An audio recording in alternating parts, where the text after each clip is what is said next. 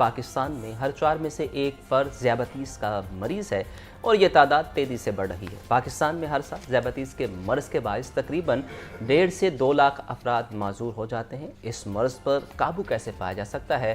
آج کے پروگرام میں ہم اسی پر بات کریں گے اور ہمارے ساتھ موجود ہیں ڈاکٹر حفظہ ناز، ڈائبیٹک ایکسپرٹ ہیں، اور ان سے جانتے ہیں کہ سب سے پہلے تو میم بہت شکریہ آپ کا، آپ نے ہمیں اپنا قیمتی وقت دیا۔ میم بتائیے، ایک عام بات جو کہی جاتی ہے کہ اگر آپ چینی کا زیادہ استعمال کریں تو آپ کو ذیابیطس ہو سکتی ہے، کیا واقعی ایسا ہے؟ جی، چینی صرف چینی نہیں، چینی ہر چیز کی زیادتی جو ہے وہ جب بھی خوراک آپ اپنی ضرورت سے زیادہ لیں گے تو آپ کا رسک عمومی طور پہ ذیابیطس کے لیے بڑھ جاتا ہے۔ جی، یہ بات درست ہے۔ زیادہ تر چینی کو لوگ کہتے ہیں کہ ہم چینی زیادہ کھا لیتے ہیں اس لیے شوگر ہو گئی ہے، حالانکہ اس میں حقیقت یہ ہے کہ جو آپ میدے والی چیزیں زیادہ کھاتے ہیں، بیکری کی پروڈکٹس ایکسٹرا لیتے ہیں یا اپنی ضرورت سے زیادہ کھانا کھاتے ہیں۔ ضرورت سے زیادہ کھانا کیا ہے کہ جو کھانا ہم کھاتے ہیں اس کو ہم نے کہیں یوٹیلائز کرنا ہے، وہ انرجی ہے نا ہماری باڈی کے لیے، تو اس کو ہم ایکسرسائز میں یا کوئی اپنے روزمرہ کی معمولات میں اس کو خرچ کرتے ہیں۔ تو جب یہ آپ کا خرچ اور جو آپ نے گین کیا ہے وہ ایک جیسا ہوگا تو آپ صحت مند رہیں گے۔ اگر آپ زیادہ کھا لیں گے اور خرچ اتنا نہیں کریں گے تو تب آپ بیماریوں کا ایک اپنے آپ کو کھینچ سکتے ہیں، اور سب سے زیادہ جو اس وقت ہم ایٹ رسک ہیں ایز اے نیشن وہ ہم ڈائبٹیز کے لیے ہیں۔ بالکل ڈاکٹر صاحبہ، یہ بھی بتائیے گا کہ کن ابتدائی علامات سے شوگر کے خطرے کا اندازہ لگایا جا سکتا ہے؟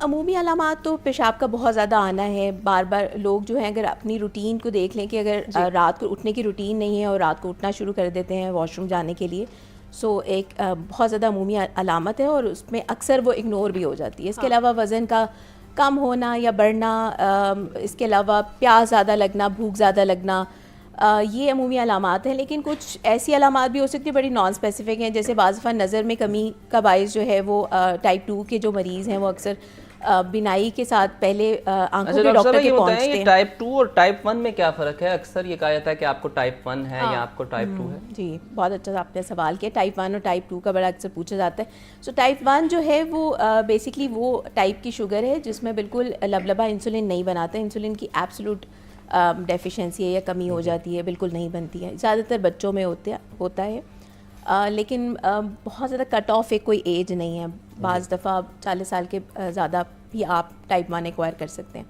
اور یہ آٹو امیون ڈیزیز ہے، یعنی اس میں اپنے ہی خلیے جو ہیں وہ آپ کے لبلبے کو ختم کر دیتے ہیں، اس کی انسولین پیدا کرنے کی صلاحیت ختم کر دیتے ہیں۔ جب انسولین نہیں بنتی ہے تو جو گلوکوز ہے وہ بلڈ کے اندر بڑھ جاتی ہے، اور اس کو کہیں یوٹیلائزیشن، جو ہم عموماً گلوکوز کھاتے ہیں وہ اپنی انرجی کے لیے کھاتے ہیں، تو وہ انرجی کے لیے باڈی اس کو یوٹیلائز نہیں کر سکتا۔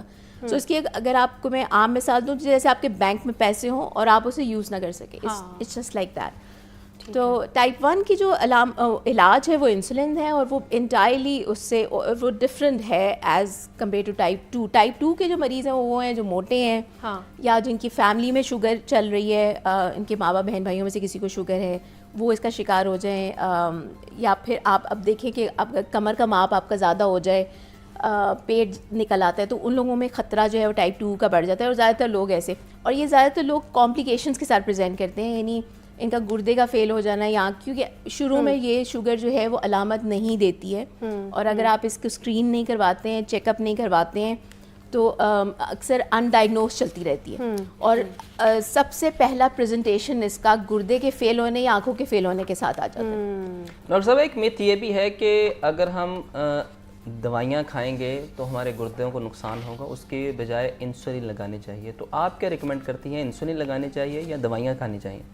یہ آپ نے بہت زبردست سوال کیا، کیونکہ یہ سب سے بڑی میرے خیال سے اس وقت جو ہماری میتھ ہوتی ہے نا وہی ہے، اور مریض بھی اس سے آتے بالکل کہ ہم جیسی اگر کہیں کہ انسولین لگانی ہے ابھی آپ کو، یا انسولین ریکمینڈ کر رہے ہیں، تو وہ دے آر لائک نہیں ڈاکٹر صاحب جیسے کوئی موت کا پروانہ ہو گیا، خدا نہ خواستہ دے دیا۔ اصل میں یہ ایک بالکل نا میتھ ہے، یعنی ایک غلط وہ ہے کانسیپٹ جو ہمارے سب میں آ گیا ہے کہ انسولین گردے خراب کر دیتی ہے۔ دیکھیے انسولین جو ہے وہ اب تقریباً 100 سے زیادہ سال ہو گئے اس کو ڈسکور کیے ہوئے۔ میرے خیال سے جو اینٹی بائیوٹکس کے بعد جو نوبل، اور جو جس نے بنایا تھا وہ زندگی بچائی اور اس کو نوبل پرائز ملا۔ اب اس میں کیا ہے، یہ بھی ایک دوا ہے، ٹھیک ہے، جس طرح آپ گولی کی فارم میں دوائی لیتے، اب چونکہ یہ ہارمون ہے اور زیادہ تر ہارمونس انجیکشن کی فارم میں ہی جسم کے اندر مطلب دوائی کی فارم میں بن چکے ہیں. یعنی کچھ دوائیاں ہوتی ہیں جو انجیکشن کی فارم میں بن سکتی ہیں, کچھ دوائیاں جو گولی کو کا آپ اسے دے سکتے ہیں کہ وہ گولی کی فارم میں. تو انسولین بھی دوائی ہے اور وہ جو گولیاں ہیں وہ بھی دوائی ہیں. سو یہ دونوں دوائی یعنی ایک علاج کی قسم ہے. اس میں یہ نہیں ہے, اس میں کوئی ایسا فرق نہیں ہے کہ گولی جو ہے وہ کم شوگر کے لیے استعمال ہوتی ہے اور انسولین زیادہ شوگر کے لیے استعمال ہوتی ہے. یہ والا کانسیپٹ بھی بالکل غلط. سو اس لیے جہاں پہ لبلبہ میں نے جیسے بتایا ہے کہ وہ اس کے اندر افیکٹڈ ہے تو آپ کو شوگر ہوتی ہے. لبلبہ کم کام کرتا ہے, کم انسولین بناتا ہے تو شوگر ہوتی ہے. ٹائپ 1 میں تو بالکل ہی نہیں بناتا, اس لیے بالکل ہی انسولین دیں گے تو صحیح ہو جائے گا, اس میں گولی کام نہیں کرے. جو ٹائپ 2 ہے اس کے اندر بھی لبلبہ اپنے ضرورت سے کم کام کرتا ہے لیکن انسولین ریزسٹنس میں 2 طرح کی بیماریاں ساتھ ملی ہوئی.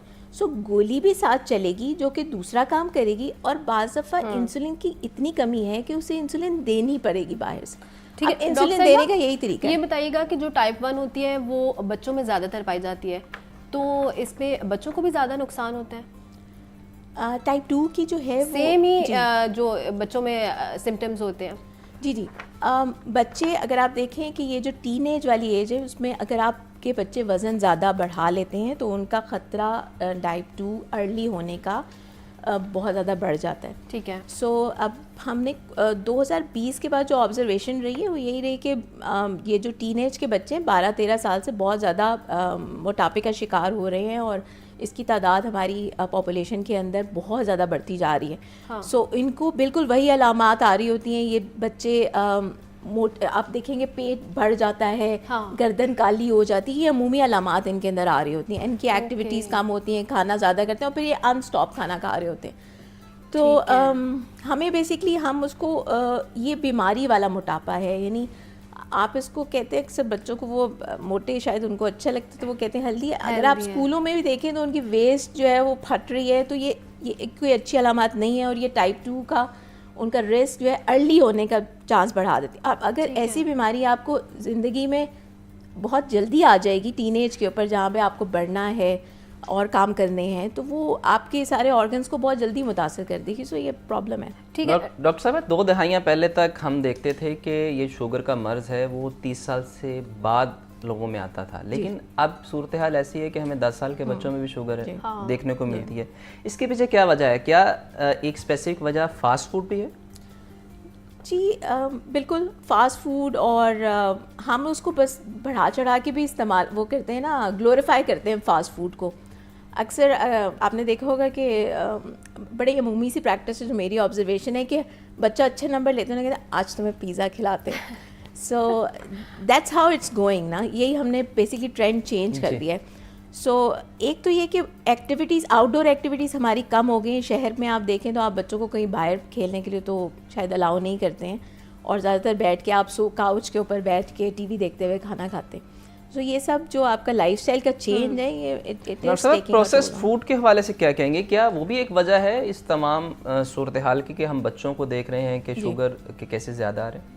جی بالکل بالکل, آپ نے بالکل اچھا پوائنٹ آؤٹ کیا ہے کہ یہ جو پروسیس فوڈ ہے یہ ویسے بھی ان آرگینک, یعنی آپ کو ہیلتھ میں صرف آپ کی وہ جو آپ کی ہیلدی نیوٹرینٹس ہیں اس کو تو وہ پرووائڈ نہیں کرتا, لیکن اس کے ساتھ ایڈیشنل کچھ سبسٹینسز کو انکریز کر دیتا ہے جس کا بہت زیادہ اینڈوکرائن یا ہارمونس کے اوپر بہت اثر ہے. اور یہ ہارمون کا جو امبیلنس ہے یہ آپ کو موٹاپے کی طرف لے جاتا ہے اور پھر بیماریوں کی طرف لے جاتا ہے.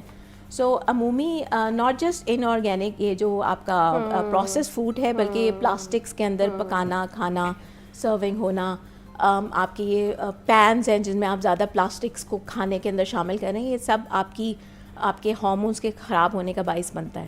ٹھیک ہے ڈاکٹر صاحبہ, یہ بھی بتائیں کہ شوگر سے بچاؤ کے لیے متوازن غذا میں کن چیزوں کو لازمی شامل کرنا چاہیے؟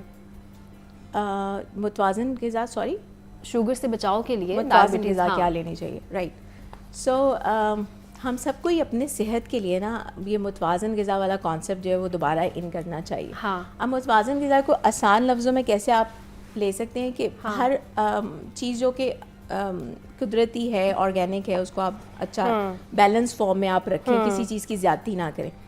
سو اب میں آپ کو سب سے آسان سا طریقہ بتاتی ہوں کہ آپ گھر میں کیسے کر سکتے ہیں. ایک پلیٹ لیں 9 انچز کی, آپ کھانے کے لیے بیٹھتے ہیں نا تو آپ وہ پلیٹ لیتے ہیں. سو آپ اس کا نا 4 حصے کریے. ان میں سے جو ایک کوارٹر 2 کوارٹرز ہیں نا ایک سائڈ والے, یعنی آپ رائٹ سائڈ کی جو پلیٹ ہے اس کو سیلڈ اور فروٹ سے بھر لیجیے. اوکے ٹھیک ہے, ٹھیک ہے. اور جو دوسرا ہاف ہے اس کو 2 حصوں میں ڈیوائڈ کیے. ایک کوارٹر جو ہے وہ آپ کا پروٹین ہے, ہاں, جس میں آپ گوشت رکھ سکتے ہیں, انڈا رکھ سکتے ہیں, دالیں رکھ سکتے ہیں, بینز رکھ سکتے ہیں. ٹھیک ہے, اور جو باقی کا کوارٹر بچتا ہے نا ایک کوارٹر وہ روٹی یا چاول کے لیے. سو that's how you distribute. Doctor صاحب پلیٹ کی مقدار یا جی میں نے کہا اتنی پلیٹ بھی ہو سکتی ہے, اتنی بھی ہو سکتی ہے, اس کو کتنی بڑی پلیٹ ہونی چاہیے؟ اب سننے والے تو کوئی کتنی بھی پلیٹ رکھ سکتے ہیں نا. وہ اسٹینڈرڈ جو 9 انچ کی پلیٹ ہم اس کو کہتے ہوتے ہیں اسٹینڈرڈ پلیٹ سرونگ. آپ کے گھر میں بس وہ چاولوں کی پلیٹ سے مجھے بڑا اعتراض رہتا ہے. وہ ہم جب چاول کھانے پہ آتے ہیں نا تو ہم کھاتے ہیں, میں لوگوں کو کہتی ہوں کہ آپ انگریزوں کے اسٹائل سے کھانا وہ چاول کھائیں, پورشن کنٹرول. پنجابی والا جو ہے لائک لاہور میں اگر آپ دیکھیں گھروں میں ہم کہتے ہیں چاول بنے, تو چاولوں کھانے کی پلیٹ لیں, وہ ہوتی ہے گھر میں سب سے بڑی پلیٹ, وہ اس کو ہم چاول کھانے کے لیے استعمال کرتے ہیں.